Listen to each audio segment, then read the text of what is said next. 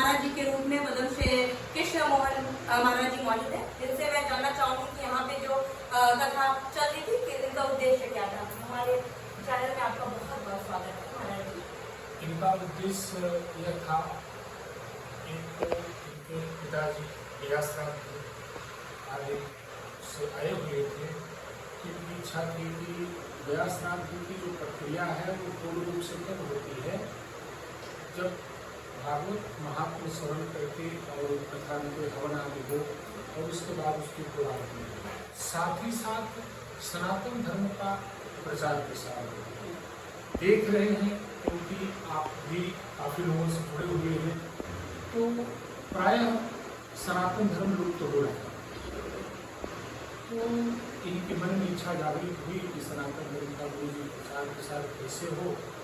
तो एक दिन इन्होंने मुझसे ये बात कही, हमने कहा भाई संजोग अच्छा है, पिताजी व्यासराज करने के लिए गए ही हैं, तो आप श्रीमद् भागवत महापुराण की कथा का आयोजन करो और उसी के माध्यम से जनमानस में भगवान की भक्ति का भी प्रचार प्रसार होगा और एक दूसरे से लोग जुड़ेंगे, इससे स्नेह बढ़ता है, प्रेम बढ़ता है और जागरूकता भी काफ़ी आती है।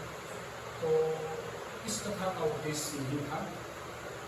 ये कथा कब कितने दिन से चल रही है और एंडिंग कब तक है?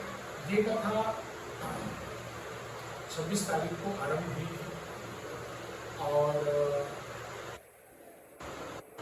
1 तारीख तक कथा चलेगी। 2 तारीख को कथा का पूर्णाहुति होगा, जिसमें हवन आदि होंगे, हमारे वैदिक ब्राह्मण आए हुए हैं उनके द्वारा, और जनमानस में जो आपस में तनाव बढ़ा हुआ है, इस कथा के माध्यम से जोड़ने का प्रयास किया जाएगा। काफी दूर दराज तक जिनसे संपर्क भी नहीं है उनको भी निमंत्रण देकर के आहूत किया जा रहा है कि आप इस कथा में पधारें, क्योंकि कथा ही एक ऐसा मार्ग है जो सारे क्लेश से मुक्ति दिलाता है और द्वेष से आदमी मुक्त होकर के प्रेम के वशीभूत होकर के एक दूसरे से संपर्क बनाए रखता है और एक दूसरे से प्रीति भी बनती है भगवान कृष्ण की लीला के माध्यम से। इसलिए इस कथा का आयोजन हुआ। आपकी कथा में एक बात आई थी जिसमें था कि धर्म क्या है। जो आपके यहाँ आए थे वो तो सुन लिए, लेकिन हमारे चैनल के माध्यम से और जनमानस जानना चाहेंगे कि आखिर धर्म क्या है। देखिए, धर्म तो देखा जाए तो अनेक है। मनुष्य के लिए, हर इंसान के लिए, अगर शादी विवाह हो गया तो पत्नी के साथ व्यवहार पत्नी धर्म है, बेटे के साथ पिता धर्म है, पिता धर्म है, बहन का धर्म है, भाई का धर्म है, समाज का धर्म है। धर्म को देखेंगे तो हर जगह, लेकिन इन सब धर्म से हटकर, क्योंकि इसमें हम एक को प्रसन्न करेंगे तो दूसरा नाराज होगा, दूसरे को प्रसन्न करेंगे तो तीसरा नाराज होगा। बेहतर होगा कि उससे हट करके एक मानव धर्म की स्थापना करें। मानव धर्म की स्थापना करें तो मानव धर्म का जो पूर्ण रूप से हम जहाँ तक अक्सर समझते हैं कि परोपकाराय सताम विभूते, इससे बढ़िया और कोई साधन नहीं है।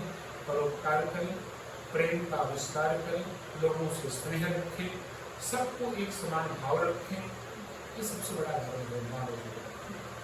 आपका कोई और जाना चाहे आपके भागवत कथा में, तो इसके बाद आप कहाँ भागवत कथा करने वाले हैं? अभी इसके बाद कथा तीर्थराज प्रयाग में 10 जनवरी से कथा है। 10 जनवरी प्रयागराज में जी, तीर्थराज प्रयाग में हमारा शिविर लगता है, श्री हरि सेवा चैरिटेबल ट्रस्ट के नाम से शिविर रहेगा और रामानुज नगर में शिविर रहेगा। कितने दिन तक चलेगा? ये वहाँ पर 2 कथा है और लक्ष्मी नारायण जी के। ये कथा है 10 जनवरी से आरंभ होगा, जो 9 दिन चलेगा। उसके बाद 19 तारीख को अमावस्या है, शायद 19 में है, कंफर्म नहीं हो पा रहा हूँ मैं। उसके बाद दूसरी कथा पुनः 26 तारीख से आरंभ होगी।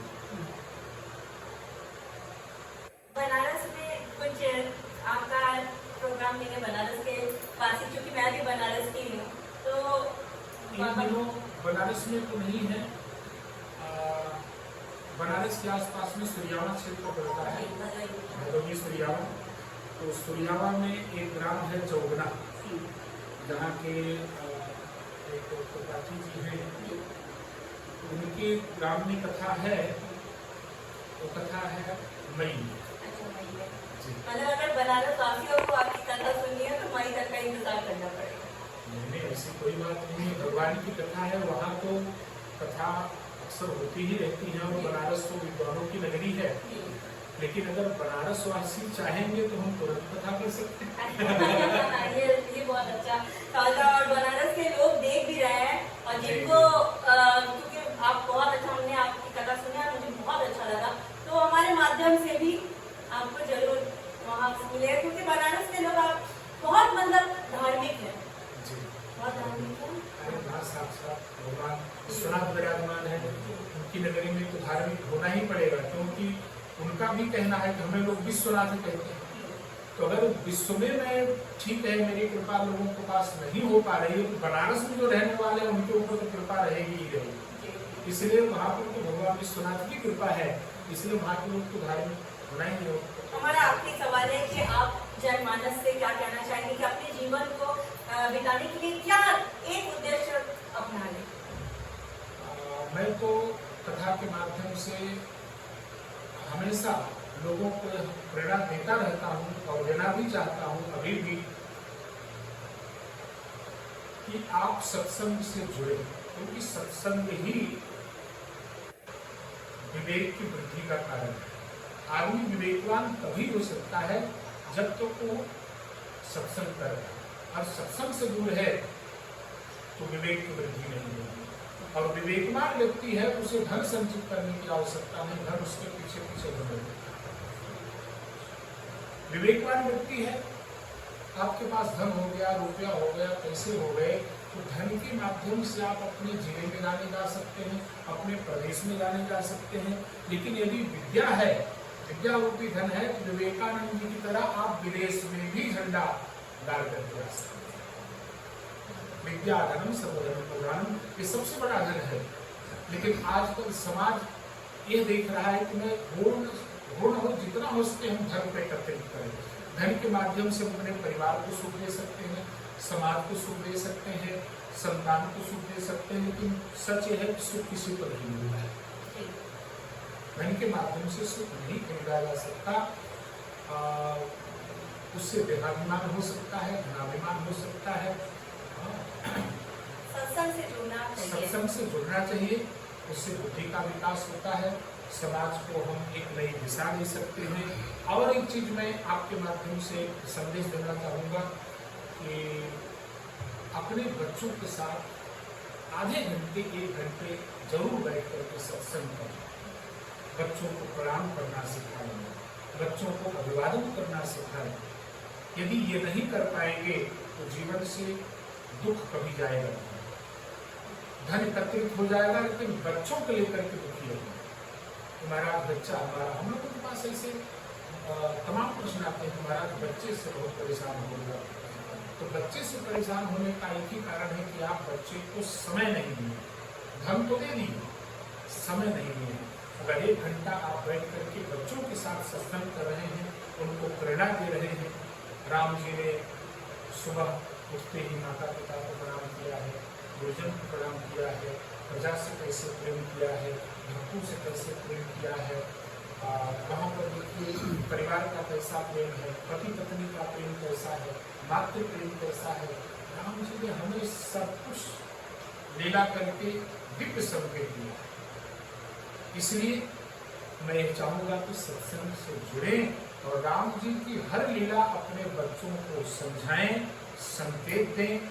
फिर उस बच्चे के लिए किसी भी पिता को कभी सोचने की आवश्यकता नहीं कि मेरा बच्चा पढ़ने गया है, कॉलेज गया है या कहीं घूम रहा है। समय आने पर वो अपने कॉलेज में नजर आएगा और समय आने पर बच्चे से सुखी होकर हर पिता सानंद ऐसे सत्संग का लाभ उठाएगा। और यदि समय नहीं दिया बच्चे को तो जीवन में कुछ हाथ नहीं लगेगा। आज का हमारे साथ महाराज जी पॉज किया हुआ है। एक